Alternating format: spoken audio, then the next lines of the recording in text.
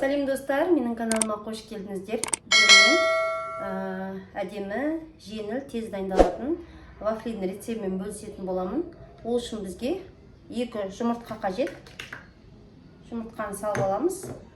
Екінші, осы 80 грамдай қантымыз қажет. Қантты салып алдық. Осыны бір былғап аламыз.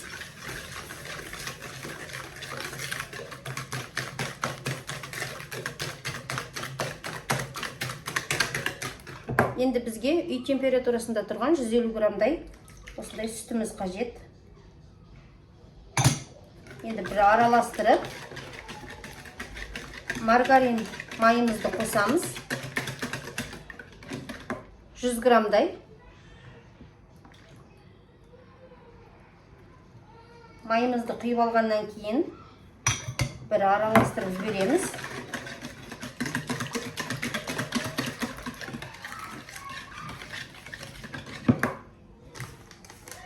Бір шай қасықпен қопсытқышты 200 грамм ұнға салып аламыз. Не осылай. Енді осыны араластырып аламыз.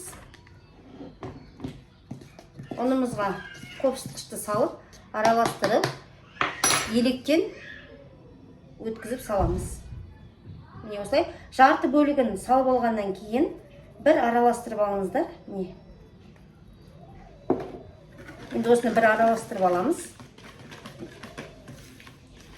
Тез әрі жылдам дайындалады. Каналға тіркеліп, жасап көрсеңіздер міндетті түрде жазыңыздар. Описание бөліміне міндетті түрде қалдыратын болам рецебін. Сол жерден қарап жасап көріңіздер. Түйіршік болмау керек бізде. Әдемі былғап аласыздар, дұрыстап тұрып.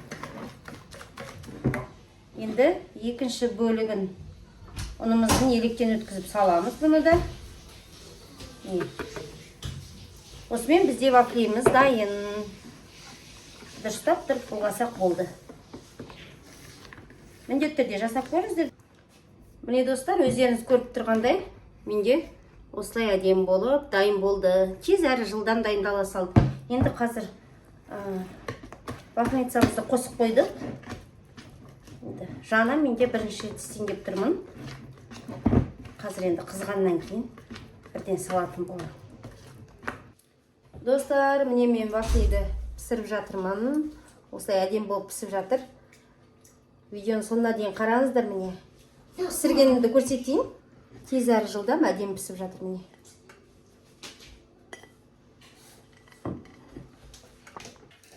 Достар, міне мен тез әрі жылдам дайындалатын вафлидің барлығын пісіріп болдым. Міне 2 жұмыртқадан бізде қаншама вафли шықты. Сіздер де жасап көріңіздер. Міне жұмсақ әдем болып пісті. Осындай. Міндетті түрде жасап көріңіздер. Рецепт төменгі описание бөліміне қалдыратын болам. Ортасын көрсетейін, қалай піскен. Міне осындай әдем болып пісті. Каналға тіркеліп алуды ұмытпаңыз. Сау болыңыздар.